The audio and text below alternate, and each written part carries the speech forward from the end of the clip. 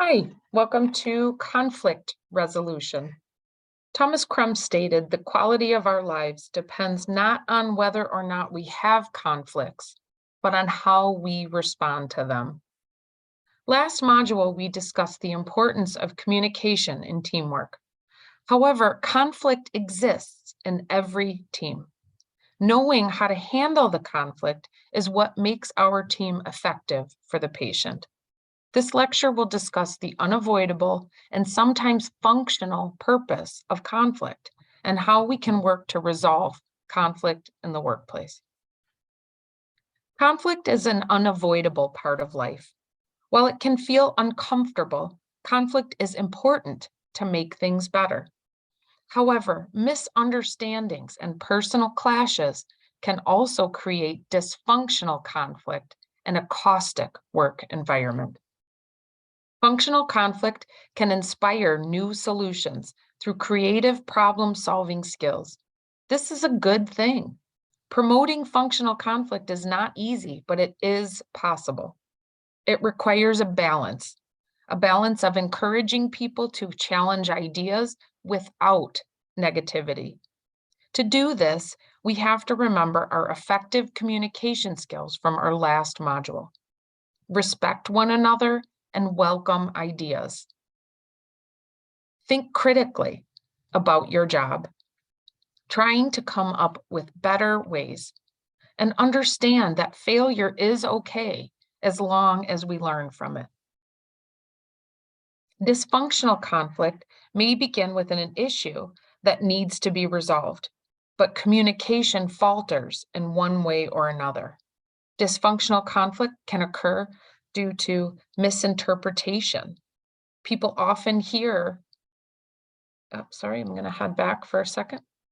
Misinterpretation. People often hear someone's message, but only remember a portion of what a person says. So people end up using their own words and opinions to fill in the rest. Competition is another reason.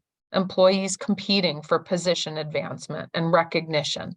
They may pit coworkers against each other and lead to ineffective communication. Different values and expectations may also cause dysfunctional conflict. Employees may have personal values that do not match up with the company's values, and this will result in conflict. Unrealistic goals and expectations are another area for problems. An employee may feel disappointed and discouraged when they are unable to meet an unrealistic goal. They may even become resentful of the company and unmotivated to try again. Conflict behavior is an individual's behavior in reaction to conflict can be associated between two factors. Assertiveness, which is the extent to which the person will attempt to satisfy his or her own concerns, and cooperativeness, which is the extent to which a person attempts to satisfy the other person's concerns. These two modes of behavior are then used to define 5 response modes to conflict.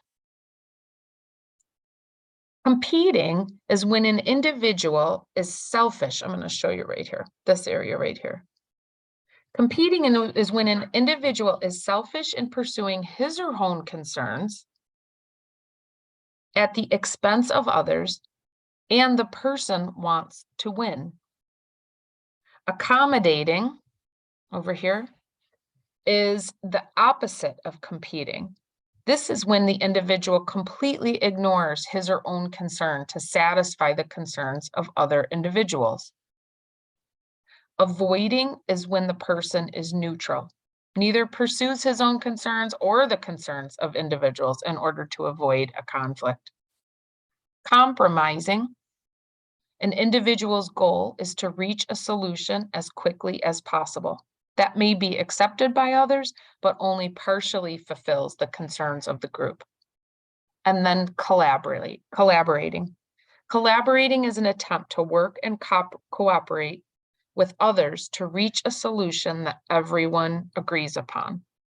Now, when looking at all of these ways of conflict. You can see the different areas and how this can become a concern within a team. Avoiding conflict means that you really aren't addressing any issues that may need to be addressed. So this area here, it has a high level of cooperation, and it also offers some assertiveness. It makes sure that you speak up when needed. So collaboration is the ideal way for teams to respond to and resolve conflicts to prevent them from damaging interpersonal relationships among employees and patients, for that matter.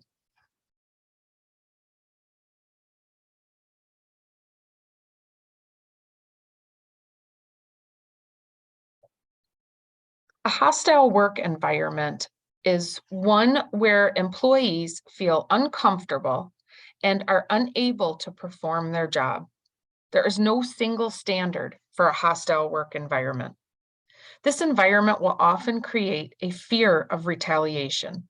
Employees feel they are jeopardizing their career or will suffer negative consequences if they express disagreement or report a grievance or workplace wrongdoing.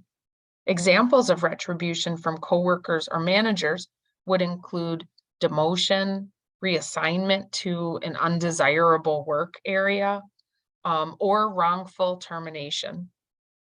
Fear of retaliation discourages good employees from reporting infractions and abuses such as sexual harassment or discrimination.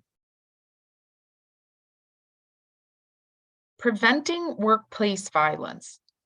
The National Institute for Prevention of Workplace Violence identifies 13 signs to look for possible areas where dysfunctional confrontation could lead to a violent event. This is something to be aware of, these 13 items. Employees making threats, acting unreasonably, intimidating or controlling other employees, exhibiting paranoid behavior, acting irresponsibly, exhibiting angry or aggressive behavior, showing a fascination with acceptance of violence, holding grudges, exhibiting generally bizarre behavior, exhibiting signs of depression, demonstrating obsessions, demonstrating signs of substance abuse, or signs of desperation. Now, while these are things to look for, this means that if you have a relationship within the workplace, that you see some of these items exhibited, it is best to bring in a manager or superior so that they are aware of what is going on. Avoiding dysfunctional confrontation. We can now see the damage that dysfunctional confrontation can cause. Here are some tips to avoid taking part in an incident. Do not raise your voice and be careful of your tone. Do not cross your arms or raise your hands when speaking to another. Do not point a finger. Do not undermine or belittle your coworker by picking on mistakes in front of others. Do not use confrontational questions such as, "Didn't they teach you that in school? Did you not think of that beforehand? Are you serious? Why would you do that?" You can hear my tone when I'm saying these questions. They are condescending and they will inspire a dysfunctional confrontation. Remember your values when dealing with confrontation in healthcare. We must be compassionate and empathetic, not only with our patients, but also with our coworkers. We are there to help the patient, and we cannot do that effectively if we let our own anger and frustration get in the way of their care.